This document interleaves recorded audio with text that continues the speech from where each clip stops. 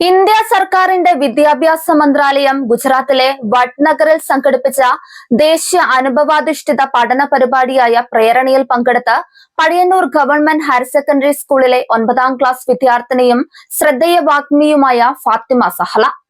കേരളത്തിന്റെ ചരിത്രവും അങ്ങനെ തന്നെ.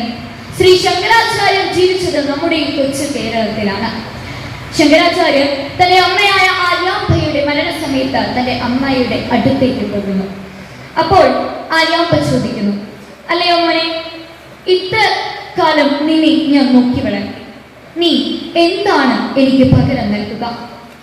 അപ്പോൾ ശങ്കരാചാര്യർ ഒരു ശ്ലോകത്തിലൂടെ തന്റെ അമ്മയ്ക്ക് നന്ദി പറഞ്ഞു. നമസ്തേ നമസ്തേ ജഗന്നാഥ വിഷ്ണു, നമസ്തേ നമസ്തേ ഗദാചക്രപാണി, നമസ്തേ നമസ്തേ പ്രപന്നാർത്തിഹാരി, സമസ്താപരാധം ക്ഷമസ്വാഖിലേശം, മുഖേ ചന്ദ്രഹാസം നതേ ചന്ദ്രഭാസം, കരേ ചാരു ചക്രം സുരേഷാഭിവന്ത്യം, ഭുജംഗേ ശയാനം ഭജേ പത്മനാഭം എന്നങ്ങ് ചൊല്ലിക്കൊടുത്തപ്പോഴേക്കും അമ്മയുടെ ഇരുനയനങ്ങളിൽ നിന്നും ജലപാഷ്പങ്ങൾ ഒഴുകി. അങ്ങനെയാണ് ആര്യാമ്പ കണ്ണടച്ചത് എന്ന് ചരിത്രം നമ്മോട് പറയുന്നു. നിന്റെ മാതാവിന്റെ കാൽ കീഴിലാണ് സ്വർഗം എന്ന് പഠിപ്പിച്ച മുഹമ്മദ് നബി സല്ലല്ലാഹു അലൈഹി വസല്ലമ നിന്റെ പിതാവാണ് സ്വർഗത്തിലേക്കുള്ള മധ്യ കവാടം എന്ന് പഠിപ്പിക്കുന്നു. യേശുക്രിസ്തുവിന്റെ അമ്മയായ വിശുദ്ധ മറിയത്തിന്റെ മഹത്വം വേദഗ്രന്ഥങ്ങൾ വിളിച്ചോതുന്നു. ഞാൻ ഇവിടെ എത്തിയപ്പോൾ അധ്യാപകരെ ആദരിക്കുന്ന ഒരു മാതൃകാപരമായ കാഴ്ചയാണ് എനിക്കിവിടെ കാണുവാൻ കഴിഞ്ഞത്. ഗുരു ബ്രഹ്മോ ഗുരു വിഷ്ണു ഗുരുദേവോ മഹേശ്വര ഗുരു സാക്ഷാത് പരബ്രഹ്മ.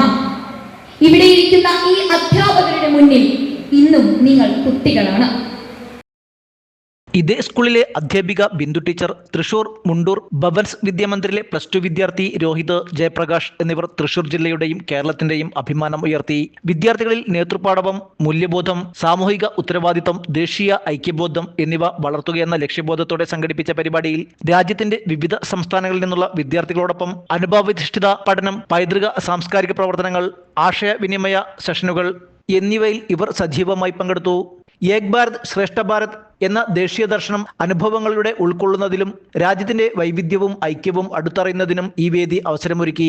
പ്രസംഗരംഗത്ത് ഇതിനകം തന്നെ വ്യക്തിമുദ്ര പതിപ്പിച്ച ഫാത്തിമ സഹല 143ലധികം ഓൺ സ്റ്റേജ് പ്രഭാഷണങ്ങൾ അവതരിപ്പിച്ചിട്ടുണ്ട്.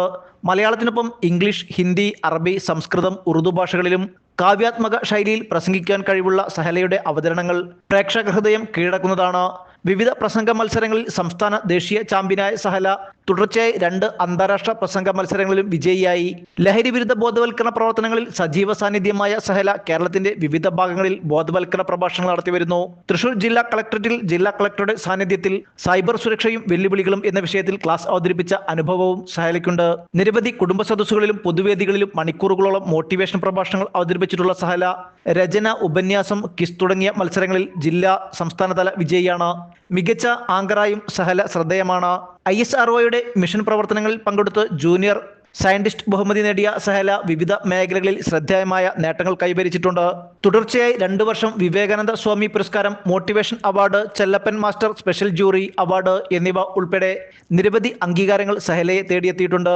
ചേലക്കര മേഖല യൂറിക ബാലവേദി പ്രസിഡന്റായും Pazhayannur major rural library Balavedi സെക്രട്ടറിയായും പ്രവർത്തിക്കുന്ന സഹല മികച്ച ഗായിക കൂടിയാണ്. ക്ലബ് FM-ൽ ആരോഗ്യ സംരക്ഷണ വിഷയത്തിൽ ക്ലാസ് അവതരിപ്പിക്കുകയും മാതൃഭൂമി സിസ് റിപ്പോർട്ടർ പരിശീലന പരിപാടിയിൽ പങ്കെടുക്കുകയും ചെയ്തിട്ടുണ്ട്. പഴയന്നൂർ പുന്നത്ര നടക്കൽ വീട്ടിൽ ഷാഹുലിന്റെയും തസ്ലീമയുടെയും മകളാണ് ഫാത്തിമ സഹല. ഇളയ സഹോദരി നഫീസ സൻഹ.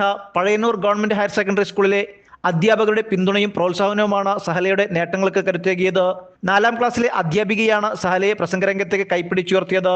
ആ യാത്ര ഇന്ന് ദേശീയ വേദിയിലേക്കുള്ള അഭിമാനകരമായ ചുവടുവെപ്പാൽ മാറിയിരിക്കുന്നു. ന്യൂസ് 99 തൃശൂർ.